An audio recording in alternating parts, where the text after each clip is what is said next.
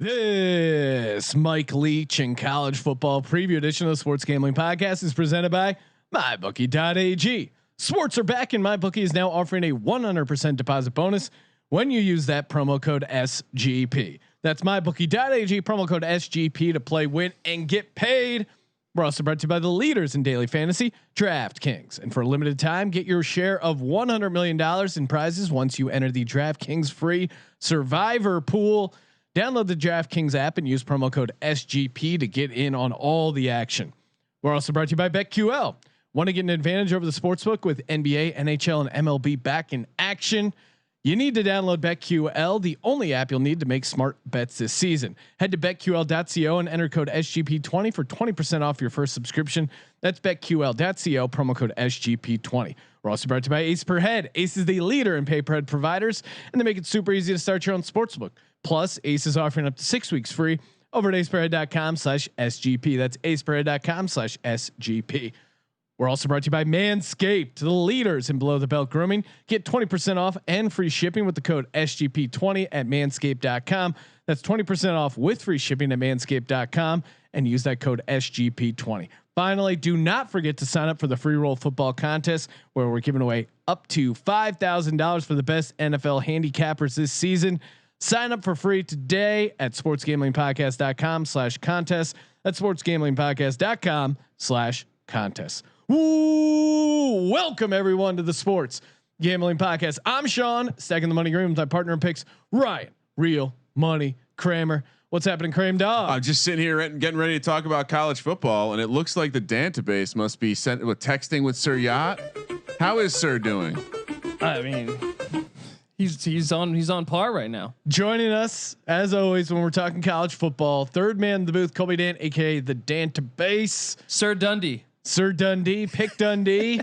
Man, so much going on. We just taped the interview with friend of the program, Mike Leach. Another amazing gem of an interview. And apologies to Bo Vice if he may have thought it was about him. He was the special guest on the show. Not true. It was Coach Leach. I'm sorry, Bo. Woo, it's smoking my weed. Shout out to Bo Vice, big fan of the show. He's probably seen Bigfoot too. Yes, also a big Bigfoot guy.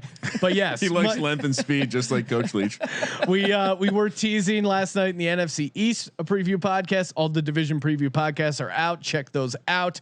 We were teasing that we were going to be having a special guest on a college football preview. Of course, now that you are listening to this podcast, you know the guest is, of course, head ball coach over at Mississippi State, Mike Leach.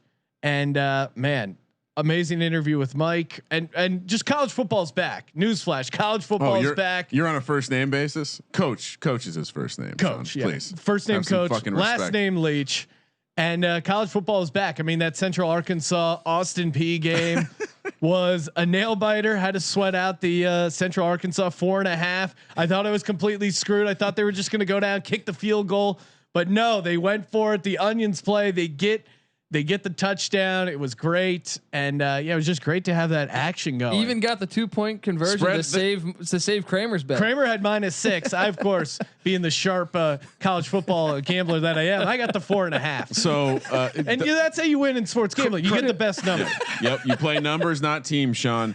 I simply was hearing Colby, the Dantabase, aka Pick Dundee, in my ear, telling me all the reasons why I should take Central Arkansas. And so when I applied the late night, it's 3 a.m, I can't sleep, let me put some bets in, and I go in, I see it's 6, it's moved to 1.5. Do I still go? Whatever. He's all the continuity angles you gave me. Absolutely. It should have been 30, man. They had 6 trips inside the 30-yard line with 6 points. It's football. I'm obviously going to bet on it. And then what do? I wake up and I'm like, oh shit. I totally forgot. The Dantabase is a square. The Dantabase has led me astray. I look at the game. Of course, this isn't going to end well. I'm down 1 or whatever that 17-16 score. And somehow Look, Dundee's not only do they score the points needed to win the game, but it's as if they knew about the point spread, Sean, because they went for 2 in a situation I'm not sure you needed to go for 2. I think you go for 2 just in case they return the kick. How much time was left? It was like 30 seconds. Okay. Yeah. Well, and if they would have blocked that extra point and returned it, That would have screwed my -4.5. So it's getting wild. And again, if you want to fix a game, just get to the long snapper. That was clearly the they didn't get points off of that. That's what was so frustrating. The long snapper basically screwed up 2 long snaps, so they just stopped using the long snapper and they just had their Oatsvall, their quarterback, better punter than quarterback from the shotgun, and he was punting pretty well. Man, just college football is back. You know what else is back? Kickers suck in college. Right around the corner, the National Football League. But my bookie, they're back with their super contest. They have 2 super contests going where you pick 5 teams against the spread each week. One with a $100,000 prize pool, another with a $300,000 prize pool. The $300,000 prize pool, $125,000 guaranteed. Grand prize. Again, just pick 5 games against the spread each week. It's going to be pretty awesome. They got quarterly prizes going as well. And as it's sports are back, football's back, reload over at mybookie.ag. Use that promo code SGP. Get that 100% deposit bonus. It's just that easy. But yeah, the super contest. First place, 125 grand. Second place, 22.5. Third place, 10K. And it goes all the way to 230th place. Get paid. And that's how they do things over at mybookie.ag. You play, you win, and then you get paid. Especially when you use that promo code SGP. One more quick shout out before we get to the coach. And that is, of course, Draftkings, baby. That's right. Football season less than 9 days away. Are you kidding me? Whoa. It's going to be exciting. Draftkings, they're putting you in the center of the action with 2 shots at a $1 million top prize. So get in on all the action now. It's never been easier to make it rain over at Draftkings. On top of the amazing offer they already got going over at Draftkings, they're giving away a share of up to $100 million in prizes to all users who enter their free survivor pool. So it's a free pool. Why would you not want to do a survivor pool? Of course, you love gambling. You gotta have like a checklist of all these things. I'm doing the My Bookie Super Contest. Check. I'm doing the free roll football contest that we have. I'm doing the DraftKings Survivor Pool. Check. I'm doing DraftKings Best Balls, and of course, everyone said I was crazy snatching up Chris Thompson.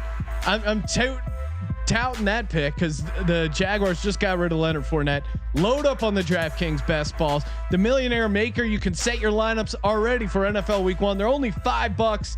First place, $1 million. Download the top-rated DraftKings app now and use promo code SGP to get a free shot at $1 million top prize. And for a limited time, get your share of $100 million in prizes once you enter DraftKings free survivor pool. That promo code SGP to get in on all the action for a limited time. Only at DraftKings. Minimum $5 deposit required. Other terms and conditions and eligibility restrictions apply. See DraftKings.com for details. Joining us on the line, the top dog at Mississippi State, head ball coach Mike Leach. Mike, it's been a little while since we talked to you. What's your favorite part so far about life in Mississippi? Well, I mean, I love the football. I love the enthusiasm that our players and our fans have around football because that's contagious. It makes it exciting for everybody. And so as a result, it's also been very frustrating that, it's been delayed. Maybe you're going to play, maybe you're not, maybe you can't, maybe this, but not that, wear a mask, all the stuff, that goes into it. Just basically all the distractions that have gone into it. So I think that's frustrating. One thing I like is the food's outstanding. A lot of pride in food here, and then a lot of pride in football. And I like the simplicity of Mississippi. Mississippi, everything it's kind of right there, sort of at your grasp. And as a state, they don't like complicating things, and I like that. It kind of reminds me where I'm from in Wyoming. So keep it simple. To me is appealing. Yeah. Now we saw the clip, of course, of you messing with Lane Kiffin's mask at that SEC event. Was that a part of getting into his head for the Egg Bowl? Well, I just felt like because I knew he wanted it straight, and so I thought I'd help him out with that a little bit. you know, because I'm not necessarily a keep the collar down kind of guy, but I know he is. So, but no, he's a good guy, a good sport, and I've known each other for a long time, and he's a fun guy to talk to. And so, anyways, yeah. So we all it's okay, and that was kind of a spur of the moment deal because you didn't know which way the legislature was going, but we all flew to Jackson to support the changing the state flag. Yeah, and just talking about getting back to playing, did the SEC commissioner Greg Sankey, did he reach out to coaches and get their take as to? I mean, it seems like you wanted to play. I mean, I know as a podcast we're supporting the return of football, but did they actually come to you and try and get your opinion on whether or not games should be played, when they should be played? Did they kind of get your point of view on it? Yeah, and I think it's safe to say. I think this is a very safe statement saying that our conference, at least the coaches, were unanimous in support to play. We all felt like we should play. We felt like, everybody wants to do it with due care and caution, and everybody wants to do it safely, and we need to take every safeguard we can with regard to that. But,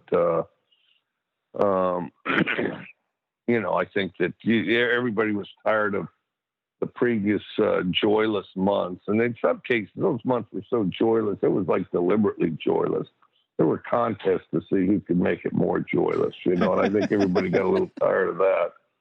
And so we all wanted to play. And then, and are very thrilled that we get to play. And to be perfectly honest, even some teams in other conferences that historically I don't even like, I actually feel sorry for them. That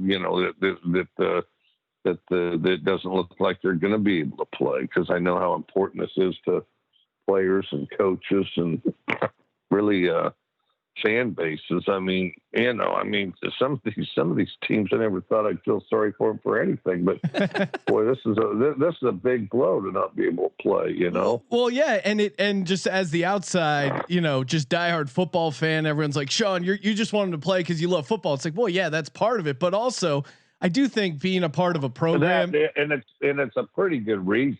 Yeah, exactly. The fact, the way football uplifts society, brings people together to celebrate when they're happy, picks them up when they're down. And yes, we're not curing cancer, but it's more important than a game. And then the other thing that,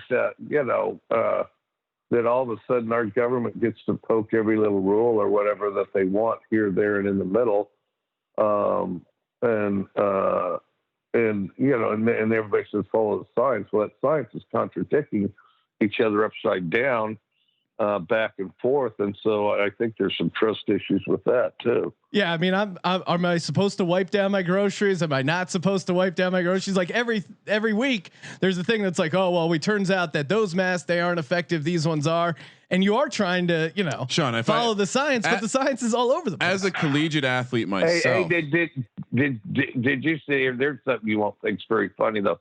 Did you see where the CDC quietly released that of the 160,000 deaths caused by COVID, it only turned out that 6% were caused by it, or some deal like that? There was an article or something about that, according to the CDC's own records.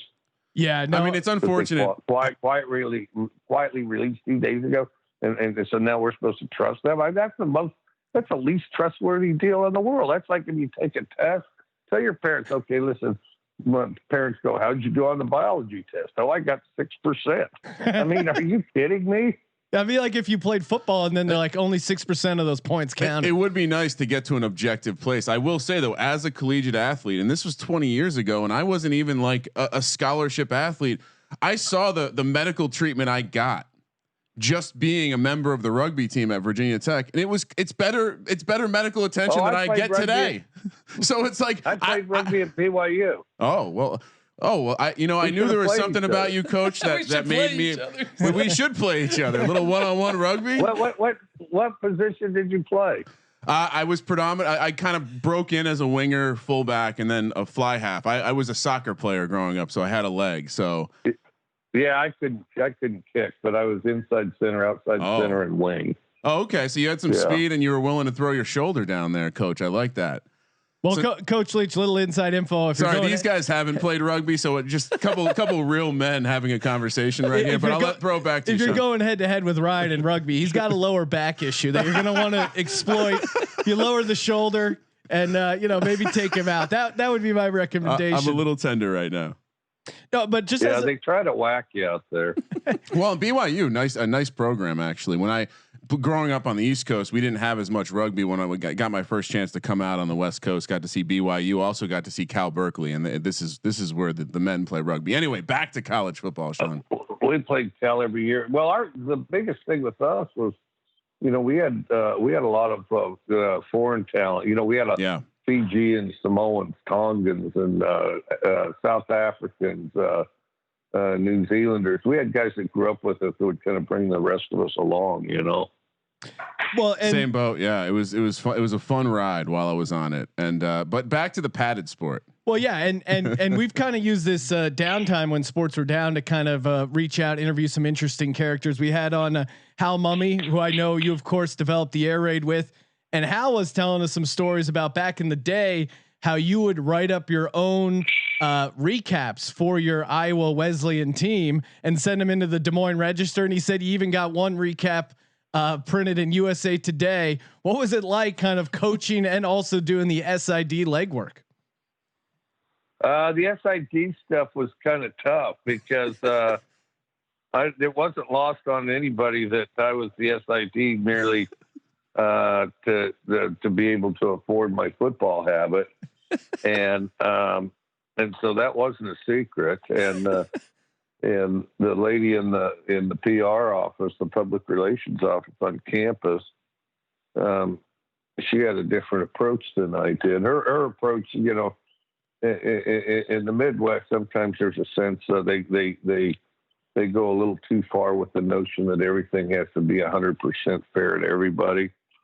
So they had this thought that, okay, so we'd play a game, and there's a lot of weekly newspapers in Iowa. So we'd play a game, and there'd be scores and highlights. And we were breaking a lot of records throwing the ball. And the thought was that in order to be fair to everybody, I was supposed to write up what happened on the game and send it in the mail to all the different newspapers. That way, the Des Moines Register, the USA Today, and the Molly Futz Tribune would all get the exciting action from Iowa Wesleyan College at the exact same time, and thereby being fair. Well, I mean, that's totally irrelevant to the Des Moines Register because by Wednesday, they don't care what you did last week. They want to know what you're going to do the next week. And so then I would go ahead and call them and tell them and let them know what was going on. And then as Dustin Dewald started breaking records, he was our quarterback. The USA Today took an interest. They had an area in the paper, for the small college universities. And so, and we were just in there once. We were in there like 6 times, because as Dustin would break records, they'd update it and they'd write it wouldn't be a full article. There were some full articles, but there'd be a smallish article. I tried to get him on David Letterman one time too. Oh, that would have been awesome. Well, because we were as Midwestern, and then, so she discovers I'm doing that. Boy, she's mad in the hornet. She comes over there and she actually started swearing. She was, she was kind of a stern lady. She's kind of stern, but had kind of the uptight Mrs. Hathaway attire on, and came in and just started ripping. And I've always been a guy that guarded my words carefully, and so then I said, the PR department on this campus hasn't gotten Iowa. I said the sports information department, being me, has gotten us into USA Today 6 times. They said the PR department couldn't get us into USA Today if there was a national crisis or a mass murder on campus. And boy, she did not think that was fun. I like that little dark humor, but yeah, I mean, whatever it takes to get kind of outcomes, publicity. get the job done. Outcome based. I like that.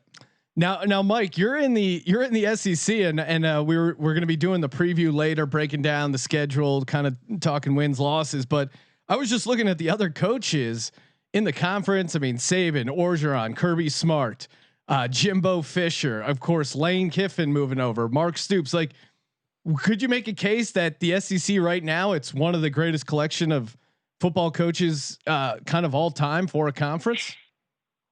Oh, I think you can make that case. I think the other case you can make is, and this is an even easier case, is this is the toughest collection of college schedules that have ever existed in history. You know, the SEC this year, the 10 games without a break, just strictly playing SEC teams. Probably the toughest schedule that America's ever offered, you know, as far as for a college football team. Yeah. I mean, as a fan, I mean, you know, Alabama doesn't have that cupcake game they usually schedule early on in the season. As a fan, just being able to watch all these matchups in a weird way, it's kind of more exciting because it's just all SEC. Well, it begs the question, like, what do we learn from this experience, this like trimmed down season that we carry forward? What do we learn from this that the fans want to see more of that we carry forward? And maybe that's the conclusion is, hey, it's really cool to watch these conferences play each other. It's really cool to watch a conference at the caliber of the SEC play more games against each other and make it less about whose schedule is best out of conference and just make it about who's better on the field in conference. Yeah. And I wouldn't be surprised. And Mike, I'd love your thought on this. Do you think SEC moves to conference play only moving forward after this? I mean, there's certainly some big games outside of the conference, but I think if this is successful, we could see this moving forward, right? You know, it could reshape the way they think, and I've thought about that. It could reshape it. I haven't thought it so much as playing conference only, but I've thought about the playoff format. It may reshape it to where, like at the end of this, what if as we get towards game 8 or something, maybe before that, game 6, they say, hey, you know, we're going to have a playoff here. You know, a tournament at the end of this thing, you know, because America will still want more football when the season's over. It'd be the perfect time to experiment with a playoff. And I do think there's a lot of support for a playoff, and experimenting with it could be exciting for everybody. And then, so I've wondered a little bit if it would lead to some of that. Interconference play is kind of fun. You know, the one thing I think on the conferences, we have a huge, I mean, our conference is huge, and that I've always thought the perfect number for a conference is 10 teams, you know, and then you pretty much play everybody nearly every year. But, and, you know, so, cause we got, 14 teams, we got some strangers in this conference, you know, I mean, we'll get a little better acquainted than we expected. You know, like us and Georgia were going to be strangers for a while. So we're going to get to know each other pretty quick here. But, you know, but the type of thing where you don't play somebody, I don't know the number, maybe 5 or 6 years. Yeah. Now, let me ask you this, Coach. Like, do you prefer this, or because I know you're installing the air raid brand new, you know, and you had like New Mexico, I think, on the schedule, and a couple other schools at a conference. A little warm up. Yeah, and now you're going straight into your opening game is the defending national champions. So I mean, yeah. Well, the Patriots weren't available that week, and then and that the fact they were kind of rebuilding, so they were trying to play somebody else. But yeah, we tried to get them, and so we had to settle on the LSU is what was left that week. They scheduled soft, and they took the Dolphins at home instead of going up against you guys. But coming in, taking over the program, like Colby said, putting in the air raid on the limited amount of practice time. Do you have a goal in mind as far as what is a successful season for you guys? Yeah, I try to do it one game at a time, because otherwise I think you get out ahead of yourself. They always say, "What's your goal?" Well, it's to win one game a week. If we get the most out of each one game, then we'll be happy with where we end up. My biggest thing is you got to improve each week. You got to have incremental improvement each week. Some people just say, "Well, did you win? Did you lose?" Because I've been there's been. I mean, it's painful and it's hard, but there's been some. I've had some losses where I couldn't be prouder of my team, and I've had some wins where I was pissed for days. But I think that you got to improve. If you're on week 3, you better be. You better have 3 weeks worth of improvement. Yeah, and kind of coaching up these young kids, especially again, short amount of time. Is there anything you can do in practice or just when you're talking to them to kind of avoid your team getting soft or complacent? Like, how does a coach fight that? Avoiding complacency with their team. I think first of all, you got to be really enthusiastic yourself. And I don't mean just rah, clap your hands, but just real, passionate and committed to what you're teaching. And then, they get a feel of that. But I think that the strongest is where you can, you get your locker room to really buy in. Some of the key players, some of the key leaders to buy in, so that as those guys are with one another, whether they're eating food or playing video games or watching TV or having a barbecue or whatever, that they're preaching things the same way you are, then I think that really makes that strong, and then I think that's where the motivation and commitment really comes from. And it doesn't take a lot, but you need some key players to really push it, and then slowly grow with the others. So in coming back to having to install a new offense, a new system with this kind of year, did any of your players go out, take it upon themselves to go through the air raid certification process online, and maybe come to the table with a little bit of an apple for the teacher as you walk in the door down there in beautiful Mississippi? Well, they haven't, and I'll tell you, I can tell you one problem if they did is and I'm sort of glad they didn't, from the standpoint, it would be quite a blow to them to discover that I'm not air raid certified. Oh no! You're an unlicensed air raid instructor. I'm practicing without a license, so you never know. I might have to go on the lam here for a little bit, but I'll have to buy off some officials and see if I can't get out of this one. But no, I'm not air raid certified myself. I got grandfathered in, I guess. Yeah, maybe you can get that honorary doctorate that they always hand out. I think you're a PhD. Yeah. But what a deal there. That was really quite a brilliant idea. I wish I'd thought of that. Hal came up with that, and I thought, I don't know about that, but it's really worked out well. No, yeah, it's kind of cool. I think for coaches, a way to kind of get some training, get their name out there a little bit, and B, just for like diehard fans or analysts to really kind of hop into it. As far as the roster, has there been a couple of pleasant surprises early through camp? A couple of guys that popped that maybe you didn't expect coming into the camp? Well, I didn't know what to expect, and I'm slowly figuring out what to expect. The if you don't have spring, that hits the teams with new coaches the hardest. But as far as the what to expect and surprises, I would say this. I mean, we're and I'm kind of excited about this.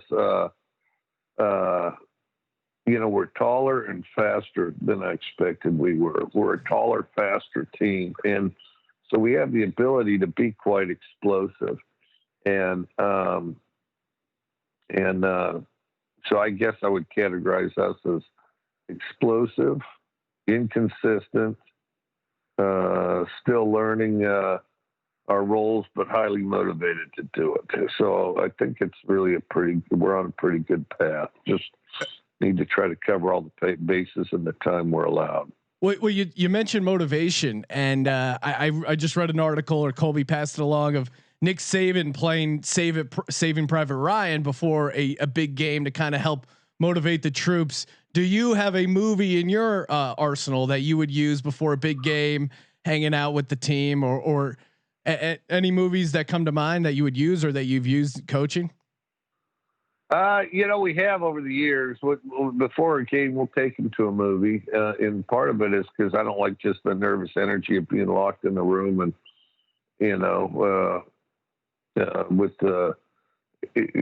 because then they end up wandering the hall like slugs. So we go to a movie, and so then they kind of pick which one they want to go to. But as far as clips, we've used clips and stuff, and it's amazing nowadays. You can quickly get the clips from movies that they've never even seen before,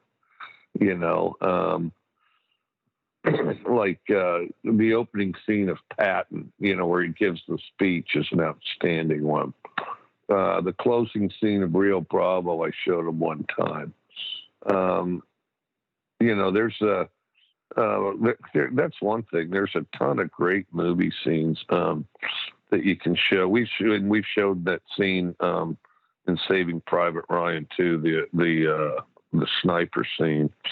And they all like it and stuff. I'll tell you, the other thing is that's kind of cool. Sometimes we'll do like animals in Africa that are hunting for something. Oh, nice. Yeah, and the defensive guys really like that. Offensive guys not so much. They're like, hey, I'm that gazelle. Yeah. I'll tell you, one of the wild ones is the wild dogs of Africa. They have the highest kill rate of any animal in Africa. Great teamwork. But That's right. That's how you motivate a team full of dogs. Show them what a wild pack of dogs will do. Do you ever think they're not even big dogs? They're just sort of these like German They're Shepherds, like bigger than they're bigger than a Jack Russell, smaller than an Australian Shepherd. And then they just rain hell on whatever they set their mind to. Well, and much like the air raid, oftentimes it's a coordinated attack where they're using the horizontal size of the planes they are hunting in to surround their enemy and destroy them. So I love the analogies. I got to ask though, Coach, you're a man who leans on the natural resources of the location where you're coaching to gain a better understanding of the people and use it for motivation.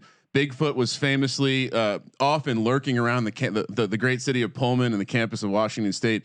Are there any reports? Has Bigfoot that's traveled why they're with taller, you? Kramer. That's why they're taller. Well, This team's taller. I heard taller and faster than you expected. It makes me wonder: has Bigfoot made the trip down to Mississippi with you, Coach? Bigfoot does migrate and has quite a range. They discover. Bigfoot sure might be.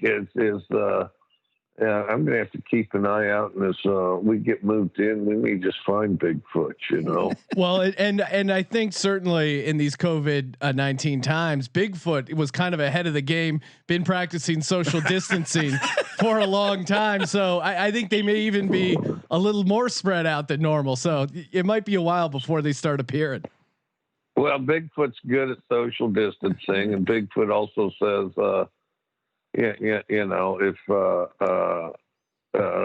always believe in yourself, because if you don't, no one else is going to. And I think that Bigfoot would be, Bigfoot covers a lot of ground. And, up there in Washington, we decided we'd jump on Bigfoot so we weren't stuck with strictly the artesians,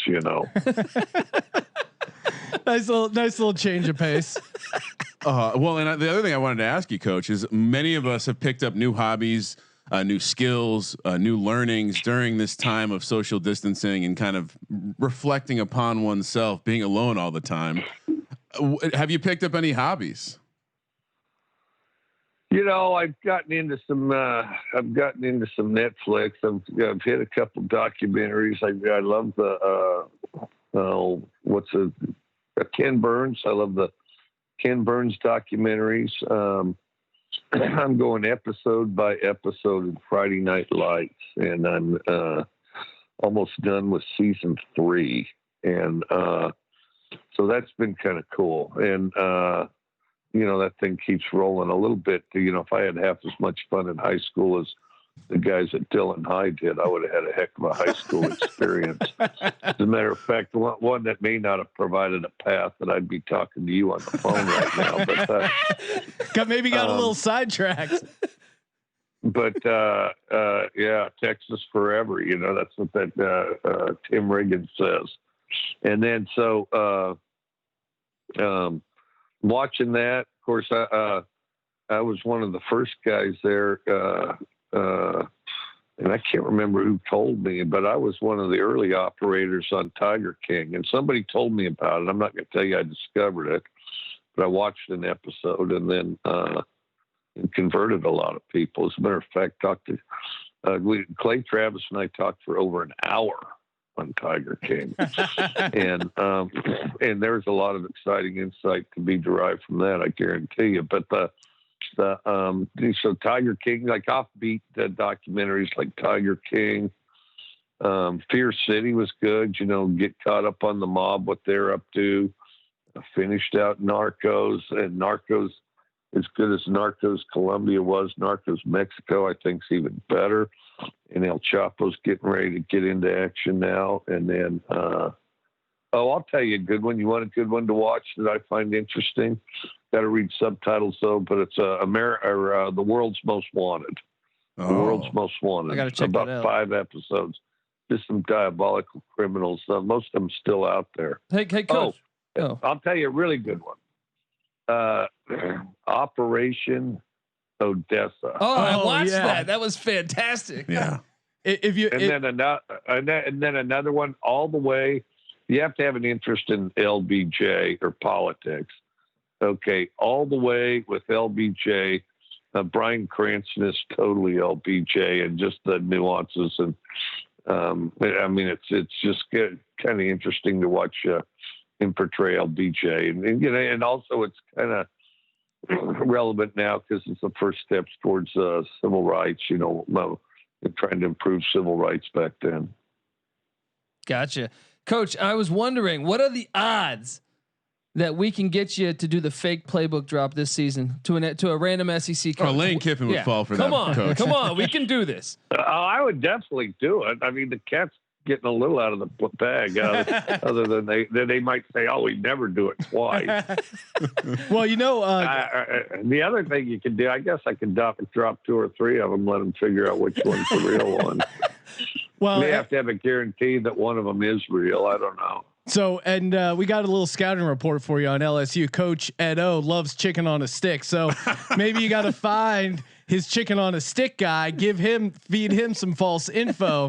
And then he passes that along to Ed O. I think that might be a little way to grab an edge there for the upcoming game. Is there anything bad that they serve on a stick? No, it's all good. We ought to do a dietary deal on stuff on a stick. And now I'm not just a huge get it on a stick guy, but I have been kind of amazed, especially if you go to Europe and stuff like that, the amount of stuff that you can eat on a stick and do it quite happily, and the varieties are nearly endless. It's an efficiency thing. You're enjoying the food more because you're not worrying about getting shit on your hands. You're not worried about trying to figure out how to eat it. It's very clear. You hold the stick, you bite the meat off the stick, you're happy. And then you don't need to fill up landfills with plastic silverware and stuff. Yeah, it's a great. Well, at some point you have to push it up the stick, and that can be difficult because unless you're a sword swallower, you're not going to get the last couple inches of stuff on your stick unless you can manage it northward there. Yeah, you're not going to be able to take the whole corn dog down in one bite. I feel like we're converging a couple of conversations here now. I like. But I think he's on to something. And speaking of Coach O, one of the motivational things he holds and keeps shouting out on Twitter. I don't know if you follow him on Twitter, Coach, but hold that tiger. Have you come up with your kind of short, sweet TLDR slogan for this year's Mississippi State team?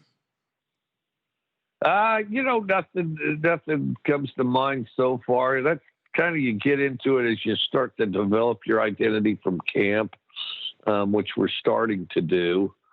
and then you kind of develop it from there. But and that's kind of where swing your sword started way back when. One of our good ones we had one year was just attitude. Just one word, attitude. They wear these hats, attitude. Well, and Phil it just said. That was a good one, but then it seemed to go stale by the next year, so we had to come up with a new one. Well, I'd like to pitch out Unleash the Dogs. Kind of, your intensity, you're young, you're youthful. So feel free to use that for the players. Tell them Sean sent that your way. Mike, really appreciate you calling in as always. Good luck with the season. And appreciate the time as always, Coach Leach. Hail State. Yeah. Hail State. Hail State. And thanks so much for having me on. Always a pleasure, Coach.